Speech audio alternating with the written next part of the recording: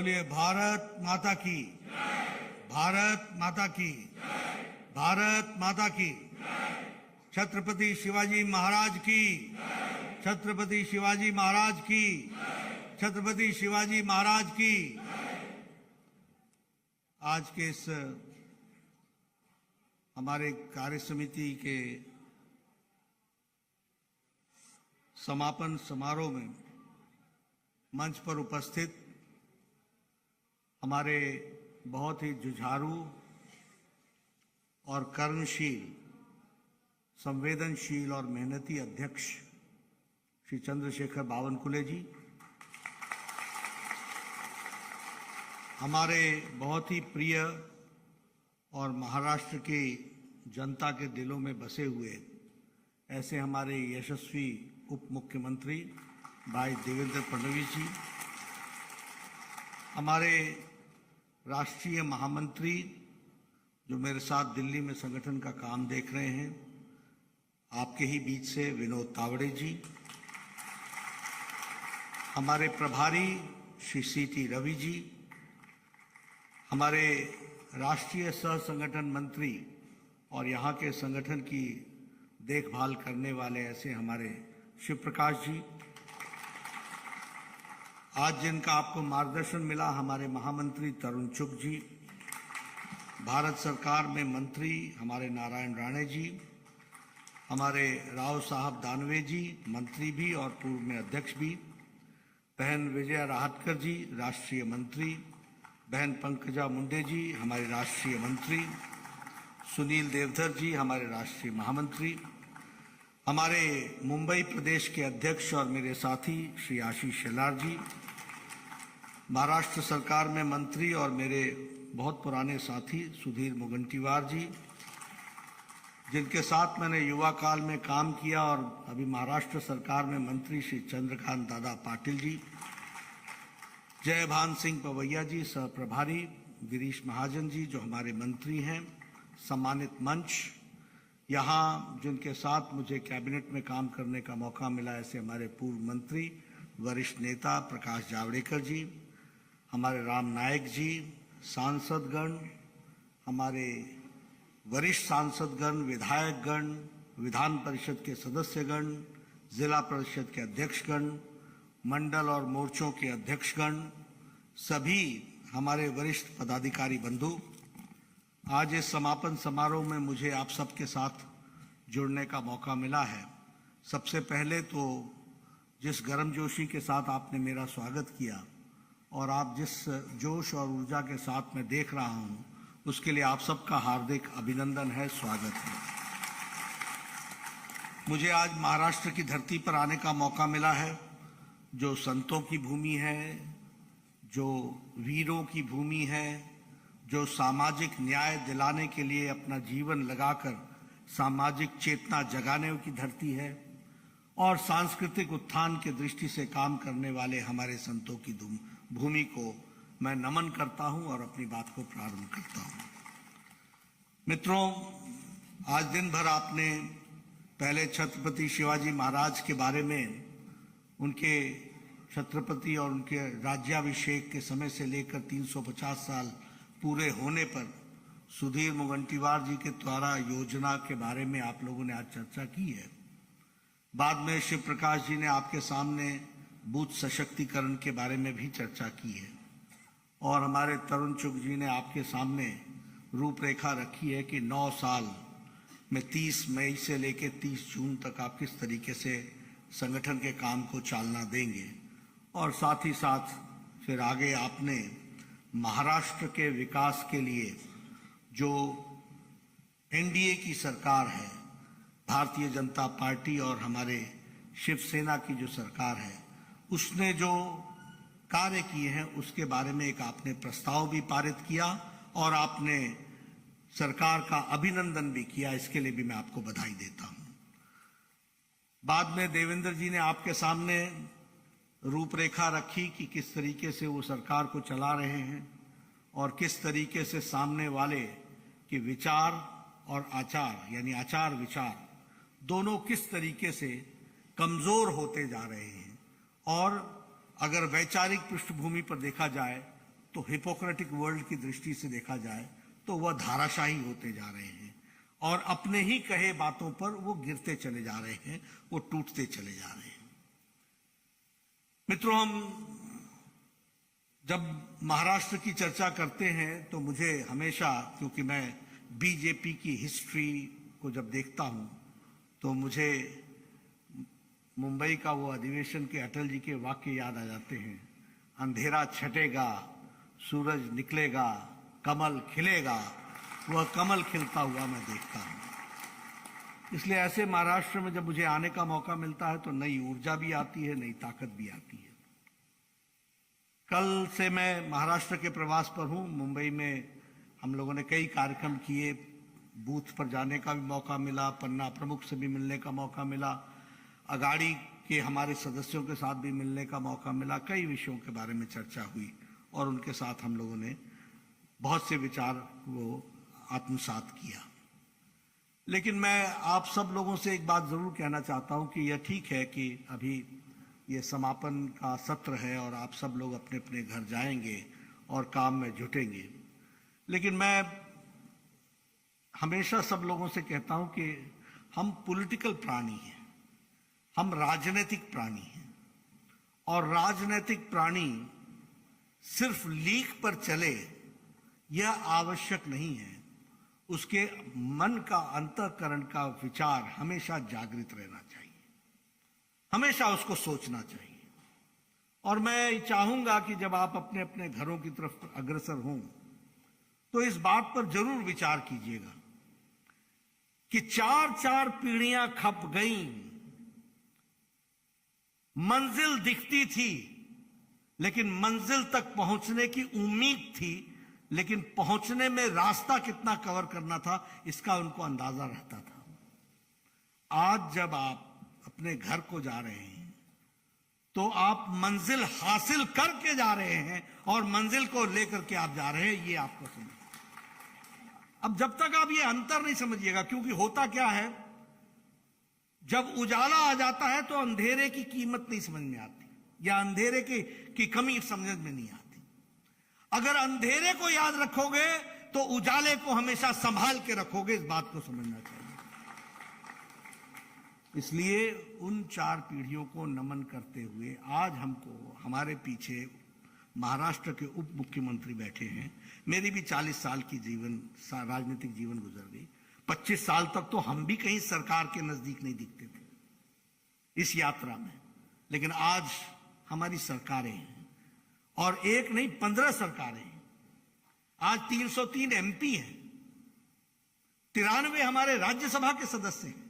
मैं 2012 से राज्यसभा का सदस्य हूं, प्रकाश जी हमारे साथ हैं। हम कहां से चले थे, 30 से चले थे, आज हम 93 हैं। 1385 हमारे एमएलए हैं, 100 से ज्यादा हमारे मेयर हैं, हजारों में हमारे पंचायतों के अध्यक्ष हैं। बड़ी संख्या हमारी खड़ी है और यह विचार कमल के प्रति समर्पण देख करके भारतीय जनता पार्टी को लोगों ने आशीर्वाद दिया है, इसलिए हम इस तरीके से खड़े हैं। मैं आपको यह याद क्यों दिला रहा हूं? इसलिए दिला रहा हूं कि हम बड़े भाग्यशाली हैं और मैं कल से इस बात को कह रहा हूं और मैं बार बार कहना चाहता हूं। देखिए, आज विरोधी भी प्रधानमंत्री मोदी जी के किसी भी तर्क को काट नहीं पाते। ये ठीक है, उनको बौखलाहट होती है, गुस्सा आता है, जिस तरीके की शब्दावली वो उपयोग करते हैं वो उनके मानसिक दिवालियेपन का नतीजा होता है, ये हम जानते हैं।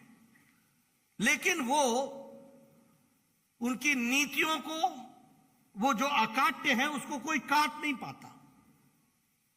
आज दुनिया में हम, भारत नहीं, भारत अब दुनिया में एक स्थान लेकर के खड़ा है और प्रधानमंत्री मोदी जी एक शख्सियत लेकर के खड़े हैं। इस बात को हमको समझना चाहिए।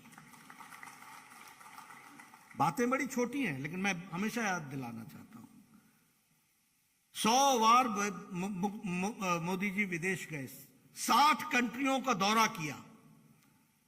अगर वो पैलेस्टाइन गए, अगर वो इजराइल गए तो पैलेस्टाइन भी गए, अगर वो कहीं और भी गए तो सारे देशों को कवर किया। 20-20 साल तक नेपाल नहीं गए थे हमारी सरकार, 20-20 साल तक हमारे पड़ोस में श्रीलंका नहीं गए हम, और आज अगर नेपाल में भूकंप आता है तो नेपाल की सरकार से पहले भारत सरकार मदद के लिए पहुंचती है, यह बदल कर दाव देता है।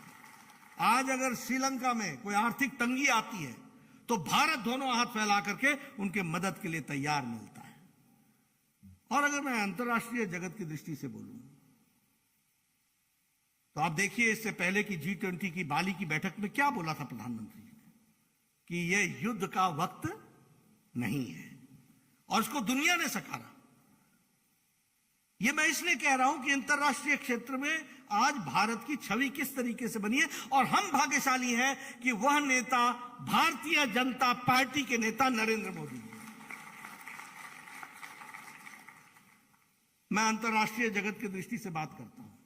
अमेरिका का जब भी प्रेसिडेंट बात करते थे तो बोलते थे इंडिया एंड अमेरिका। यह राजनीतिक भाषा थी और यह राजनयिक भाषा थी, यह कूटनीति की भाषा थी। अगर रशिया बोलते थे तो India and Pakistan, India and Pakistan, यानी जहां इंडिया वहां पाकिस्तान, जहां इंडिया वहां पाकिस्तान, इंडिया हाइफन पाकिस्तान।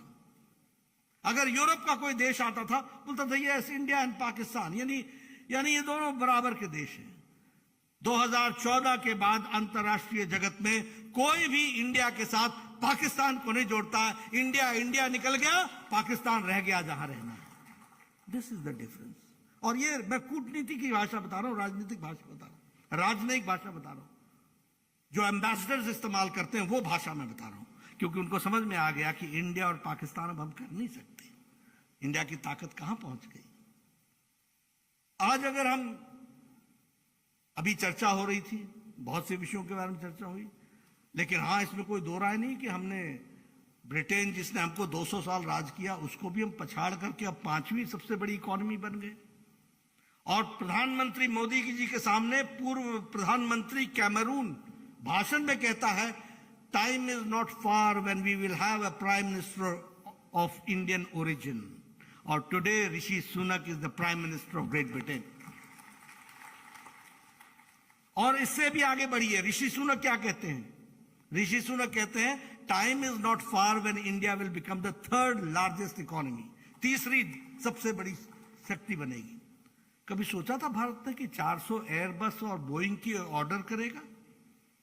कभी सोचा था? ये आर्थिक जगत की बात करो, मैं आर्थिक दृष्टि से, क्योंकि कांग्रेस के लोगों के साथ चर्चा करना बेफजूल है, क्योंकि उनको पढ़ना लिखना छोड़ चुके हैं। उनको कोई इकोनॉमी से मतलब नहीं है, बोलने के लिए बोलते हैं, कोई उनका उनसे कोई लेना देना नहीं। 400 एयरबस एंड बोइंग का ऑर्डर दिया भारत ने, 400 प्लस, मुझे एग्जैक्ट नंबर अभी याद नहीं है। लेकिन अमेरिका के प्रेसिडेंट ने क्या कहा? This will give us employment in America. Rishi Sunak ने क्या कहा? This will the time is not far when India will become the 3rd largest economy. हमारे मैक्रोन ने कहा thank you very much mister prime minister Narendra Modi, you have given a new boost to our economy. ये परिवर्तन, और इसीलिए हम 5वीं largest व्यवस्था बन गए। कल भी मैंने चर्चा की थी, मोबाइल 92% हम बाहर से खरीदते थे, आज 97% मोबाइल भारत बना रहा है। अब एप्पल भी भारत में बनने लगा है। स्टील में हम 4थे नंबर से दूसरे नंबर पर आ गए। जापान में ऑटोमोबाइल में जाना जाता था, आज हम 3rd लार्जेस्ट मार्केट बन गए हैं उस दृष्टि से। तो इसलिए अगर हम अंतर्राष्ट्रीय दृष्टि से देखें, अब मैं आपके सामने सिर्फ, क्योंकि आप सब लोगों को ये सब याद रखना चाहिए, अभी हमारे कांग्रेस के लोग इन्फ्लेशन बोलते हैं, जैसा हम देख लें इन्फ्लेशन। दुनिया में देखिए मंदी आई, कोरोना की मार सबको पड़ी, लेकिन भारत अपनी नीतियों से आगे निकल गया। मोदी जी ने आपदा को अवसर में बदल डाला, और इसको हमको समझना पड़ेगा, जानना पड़ेगा, क्योंकि हम राजनीतिक प्राणी हैं, हमको इनकी गहराइयों में जाना पड़ेगा। आप देखिए इन्फ्लेशन की दृष्टि से डेवलपिंग नेशन और developed nation, Russia inflation rate 11.8%, Italy 10%, United kingdom 10.1%, Australia 7.8%, India 6.52%। आप देखिए जीडीपी में चाइना की ग्रोथ 3.2%, फ्रांस की ग्रोथ 2.5%, जर्मनी 1.5%, यूनाइटेड किंगडम 3.6% और इंडिया 6.8%। यानी जो economy United states of America जो डबल डिजिट में होती थी, जो चाइना डबल डिजिट में होता था, 3.2 पर खड़ा है, 1.6 पर खड़ा है, और इंडिया 6.8 पर खड़ा है। अब मैं कांग्रेसियों को क्या बताऊं, उनकी दृष्टि तो ठीक कर सकता हूं, विजन तो नहीं दे सकता ना, किसको बताऊं। लेकिन हां, हम सब लोगों को इन बातों को समझने की जरूरत है। अब देखिए, रेलवेज की बात करें, आप बताइए, रेलवेज में बजट 800% बढ़ा, 800% बढ़ा है, 800%। उसी तरीके से नेशनल हाईवे में 7 टाइम्स इंक्रीज हुआ है। आपके यहां ही अभी मैं मुंबई से आया तो मुझे शेलार साहब दिखा रहे थे कि ये देखो, ये सीलिंग से यहां पर से ये निकल रहा है, वहां से कोस्टल रोड निकलेगी, इधर से ये निकलेगा, उधर से वो निकलेगा। नेशनल हाईवे कोई शिरडी से जोड़ा जा रहा है, कोई नागपुर से जोड़ा जा रहा है, कोई 701 किलोमीटर है, कोई 15,500 करोड़ रुपए का है, कोई 55,500 करोड़ का है। कभी सोचा था कि महाराष्ट्र ये शब्द सुन पाएगा, 55,000 करोड़? मैं जब एमएलए था तो हमारे यहां जब कोई फंक्शन होता है, राजनीतिक फंक्शन, तो जो फंक्शन में जो भोज दिया जाता है उसको धाम बोलते हैं। तो कांग्रेसी क्या करते थे, एक काम 5 धाम, मतलब एक ही काम पर 5 बार धाम लेते थे। लोगों को जोड़ना, बोलना यहां से सड़क निकलेगी, एक धाम हो गई। जब इंजीनियर को भेजना तो दूसरी भोज कर लिया। यानी भोज ही करते रहते थे, काम नहीं करते थे। और आज भारतीय जनता पार्टी में जिस सड़क पर बात करो 18,000 करोड़ रुपए, मेट्रो के लिए बात करो इतने हजार। अब पुणे में भी मेट्रो आ रही है कि नहीं आ रही? आ गई, थ्रू है। अब ये जो डेवलपमेंट हम देख रहे हैं, इन डेवलपमेंट के इश्यूज को भी हमको सामने रखने की आवश्यकता है। 70 साल में 74 एयरपोर्ट और 9 साल में 74 एयरपोर्ट, ये है डेवलपमेंट और इंफ्रास्ट्रक्चर जो हमको समझना चाहिए। एक समय में डिफेंस मिनिस्टर ये कहते थे यूपीए के कि बॉर्डर रोड्स को डेवलप ना करना, यही हमारी डिफेंस की स्ट्रेटजी है। और मैं तो पहाड़ों से आता हूं, कन्वॉय चलता था हमारे फौजी भाइयों का, आपके भी महाराष्ट्र से हमारे रेजिमेंट के लोग जाया करते थे। 300 गाड़ियां, 3 टनर, 1 टनर, 2 टनर, आगे लाल झंडा, पीछे आगे हरा झंडा, पीछे लाल झंडा, लास्ट व्हीकल पर लगा हुआ। एक छोटा सा ब्रिज होता था, 4-4 घंटे लगते थे, एक तरफ से पास दिया जाता था तो वो 400 गाड़ियां निकलती थी, तब दूसरी तरफ से किसी को जाने दिया जाता था।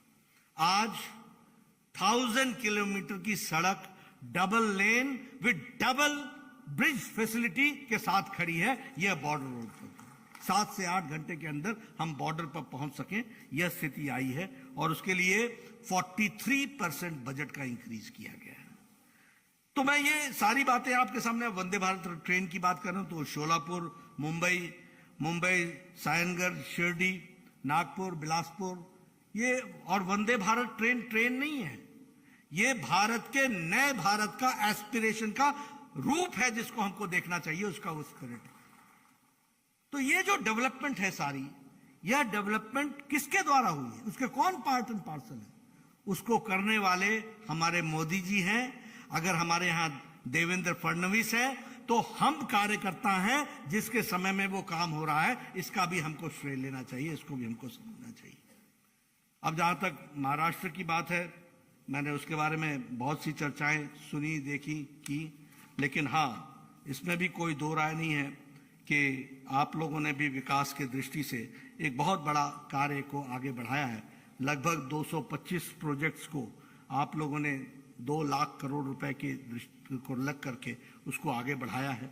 मुंबई के मैं बात कर रहा था, कल मैंने देवेंद्र जी को से चर्चा की तो पता चला कि 38,800 करोड़ रुपए के प्रोजेक्ट्स मुंबई में डेवलप किए जा रहे हैं। 160 किलोमीटर की कॉन्क्रीटाइजेशन हो रही है। यानी विकास भारतीय जनता पार्टी और एनडीए का पर्यायवाची बन गया है, इस बात को हमको समझना चाहिए। और आज आपने ये जो महाराष्ट्र सरकार को बधाई दी है, यह बधाई अपने आप में बताता है कि लगभग 20 ऐसी योजनाएं हैं, 20 योजनाएं हैं जो केंद्र सरकार के तर्ज पर महाराष्ट्र की सरकार ने गांव, गरीब, वंचित, पीड़ित, शोषित, दलित, महिला, युवा, इनके लिए करने का योजन बनाया है। इसके लिए मैं भी महाराष्ट्र सरकार को बधाई देता हूं, वो जिस दिलेरी के साथ उन्होंने काम किया है और जिस दिलेरी से उन्होंने सारी बातें रखी हैं। मित्रों, आपका ज्यादा समय नहीं लूंगा, लेकिन कुछ बातों की तरफ आपका ध्यान जरूर आकृष्ट करना चाहूंगा। हमसे लोगों की बहुत बड़ी आशा है और हम बदलाव के उपकरण हैं। इसलिए हमको अपने आप में आत्मचिंतन करते हुए लोगों की आशाएं और आकांक्षाओं पर खरा उतरना पड़ेगा। और इसके लिए प्रधानमंत्री जी ने 7 सूत्र भी हमारे सामने रखे हैं। उन 7 सूत्रों को मैं जरूर आपके सामने दोहराऊंगा। भारतीय जनता पार्टी सिर्फ राजनीतिक पार्टी नहीं है, इसलिए उन्होंने कहा सेवा भाव। और मुझे खुशी है कि कोरोना में सारी पार्टियां लुप्त हो गई, सारी पार्टियां क्वारंटाइन में चली गई, सारी पार्टियां आईसीयू में चली गई। ये भारतीय जनता पार्टी के लाखों कार्यकर्ता थे जिन्होंने करोड़ों की सेवा की, सेवा ही संगठन के नाम पर। उसके लिए मैं आपको बधाई देता हूं। लेकिन यह सेवा भाव हमारा जागृत रहना चाहिए, हमेशा जागृत रहना चाहिए। हमें संतुलन बैठा करके काम करना चाहिए, हमें संयम रखना चाहिए। अगर हमने परिवर्तन लाना है तो हमें अपने आप में संयम की बहुत बड़ी आवश्यकता है। हमें समन्वय रख करके चलना चाहिए और हमारी सोच सकारात्मक होनी चाहिए, संवेदना से भरी होनी चाहिए और संवाद हमेशा बना रहना चाहिए। अभी देवेंद्र जी कम्युनिकेशन के बारे में चर्चा कर रहे थे। हम सब लोग बातें तो बहुत करते हैं और काम भी करते हैं, लेकिन संवाद कितना हो पाता है इसके भी हमको गहराइयों में जाना चाहिए और इसको भी हमको समझ करके आगे बढ़ाना चाहिए। क्योंकि ये 7 मंत्र हमारे ऐसे हैं जो भारतीय जनता पार्टी को एक रूप से उनकी पहचान है, कार्यकर्ता की पहचान है। हमारा कार्यकर्ता एरोगेंट नहीं हो सकता, हमारा कार्यकर्ता न सुनने वाला नहीं हो सकता, हमारा कार्यकर्ता सिर्फ अपनी बात रखे और चला जाए, ये संभव नहीं है। मैं कई बार देखता हूं, मीटिंग में आए, अपनी बात कही, अच्छा मैं चलता हूं, अच्छा मैं चलता हूं। ये भारतीय जनता पार्टी नहीं कर सकती। भारतीय जनता पार्टी के एक एक कार्यकर्ताओं को परिवर्तन का माध्यम बनना पड़ेगा और उसके लिए गहराई से इन 7 मंत्रों को अपने साथ आत्मसात करके चलना पड़ेगा। ये मैं जरूर आप सबसे निवेदन करना चाहता हूं। दूसरी बात, आप सब लोगों ने बहुत से योजन प्रयोजन की बात की है। मैं उस योजन प्रयोजन के बारे में जरूर आपको कहना चाहूंगा और वो ये कहना चाहूंगा कि अभी अध्यक्ष जी ने बहुत बड़ी योजना बनाई है कि 60,000 घर से हम सरल ऐप पहुंचाएंगे हर विधानसभा में। उन्होंने ये भी बताया है कि नए मतदान बूथ पर 50 नए मतदान को हम जोड़ेंगे और लगभग 25 हम जो हमारे प्रवेश है उसको बूथ पर हम आगे जोड़ेंगे। इस तरीके का उन्होंने बात को कहा है और उसको आगे बढ़ाने की बात कही है। लेकिन मैं इसमें से एक निवेदन जरूर आपसे करना चाहता हूं और आप सबसे करना चाहता हूं कि हमारा व्यक्तिगत कंट्रीब्यूशन क्या है। कभी हमने इस बात को सोचा? हमारी पार्टी बहुत बड़ी होगी। देखिए, हमको कभी रिजल्ट की चिंता नहीं है, रिजल्ट हमारे पक्ष में ही आएगा, आगे हम ही बढ़ेंगे, इस पे हमें कोई चिंता नहीं है, ये मैं जानता हूं। लेकिन मुझे दूसरे की कमजोरी पर हम आए, इससे अलग हट करके अपनी मजबूती पर हम आएंगे, इस बात के लिए हमको काम करना है। मुझसे पत्रकार पूछते हैं वो मिल जाए तो, मैं कहता हूं सारी दुनिया मिल जाए तो भी हम जीतेंगे। ये हमारी ताकत है, ये हम जानना चाहते हैं। इसके लिए हमने कोई योजना बनाया है क्या? मैं कल भी कह रहा था, बहुत से ऐसे कार्यकर्ता मैंने देखे, उनकी जीवन बीत गई, 5 कार्यकर्ता नहीं जुड़ पाए। मैं आपसे निवेदन करना चाहता हूं और मैं अध्यक्ष जी को मैंने कहा कि आपने इतनी बड़ी सब कुछ बनाई है, क्या सक्रिय कार्यकर्ता अपने अगले साल तक 10 कार्यकर्ताओं को जोड़ सकता है? जोड़ सकता है? जोड़ सकता है?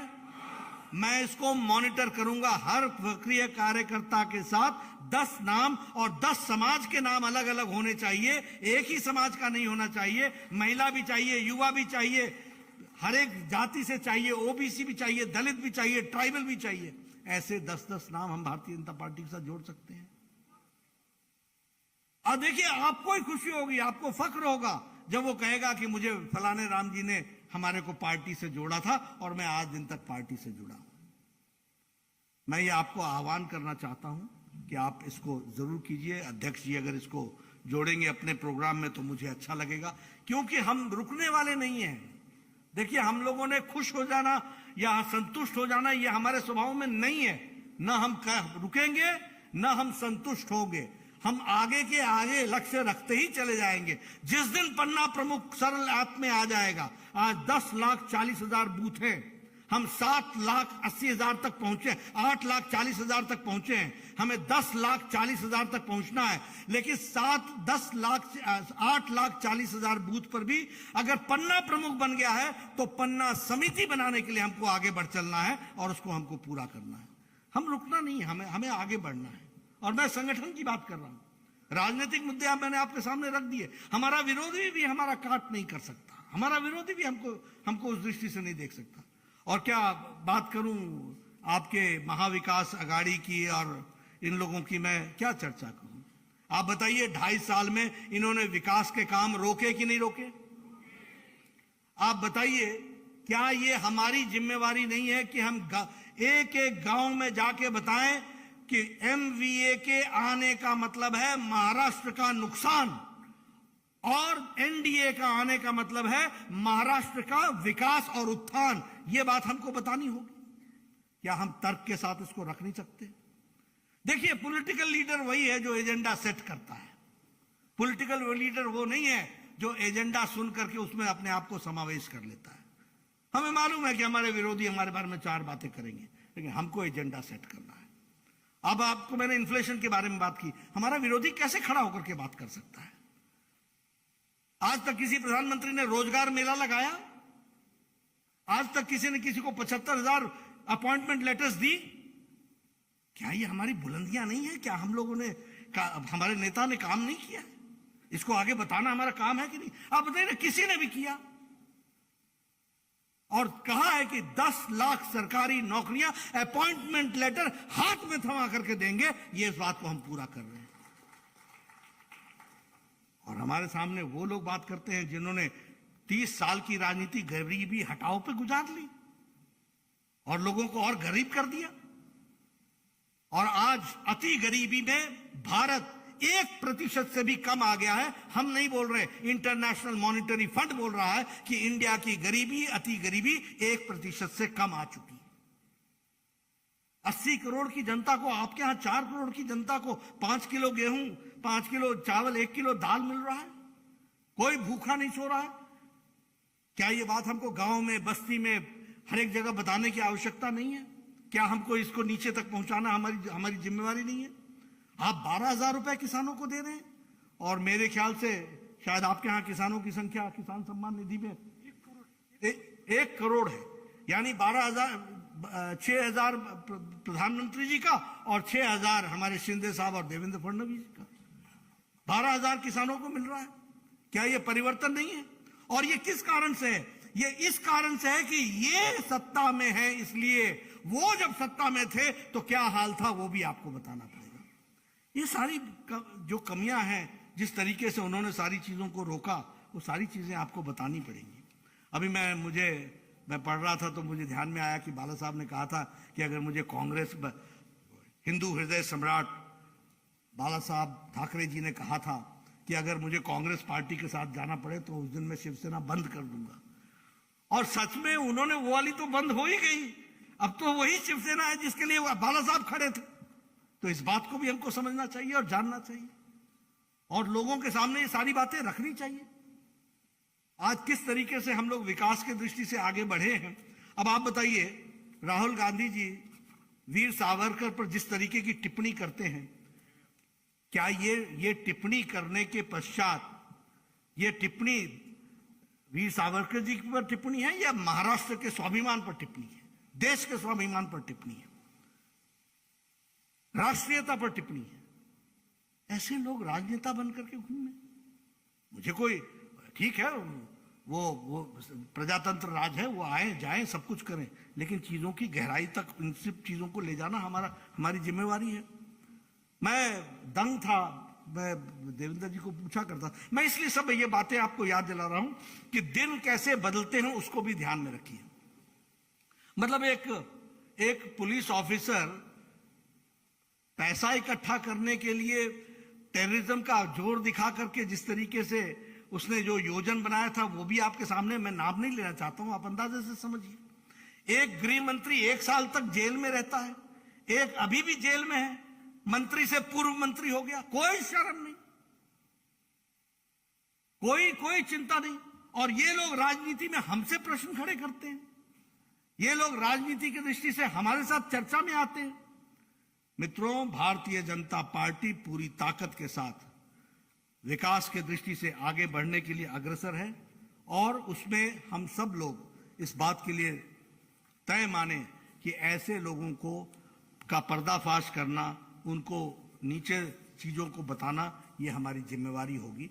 मुझे पूरा विश्वास है कि आप सब लोग इस काम को करेंगे और अपनी अपनी जिम्मेवारियों को निभाते हुए पॉलिटिकल एजेंडा आप सेट करेंगे।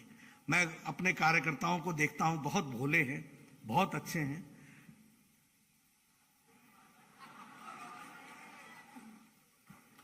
बाहरी प्रभाव में बहुत जल्दी आ जाते हैं और क्षणे रुष्टा क्षणे तुष्टा। अरे आप करोड़ों लोगों के जीवन बदलने के माध्यम हो भाई, करोड़ों लोगों के। अगर आप में टिकाव नहीं होगा, अगर आप में धैर्य नहीं होगा, अगर आप में संयम नहीं होगा, अगर आप में दृष्टि नहीं होगी, अगर आप में दिशा नहीं होगी, तो हम कैसे नेतृत्व करेंगे? इसलिए दूसरों को देखना छोड़ो, अपना संबल बढ़ाओ, अपनी ताकत बढ़ाओ, अपनी योजना बढ़ाओ, अपनी दृष्टि बढ़ाओ और बोलो, yes we are the elements of change. हम परिवर्तन के माध्यम हैं, हम लोगों ने परिवर्तन किया है, हम आगे भी करेंगे, और आने वाला कोई भी इलेक्शन महाराष्ट्र में जो होगा वो हम जीतेंगे, एनडीए जीतेगी, आगे बढ़ेगी। इस बात को आप साथ लेकर के चलो।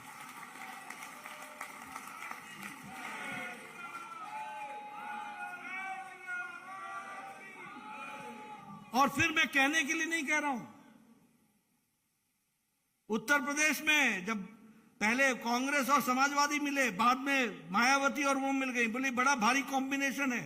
रामनायक जी आप उस समय वहां पर थे, हमने कहा कि ये मैथमेटिक्स है, केमिस्ट्री नहीं है। केमिस्ट्री हमारे साथ है, लोगों का जुड़ना हमारे साथ जुड़ा हुआ है।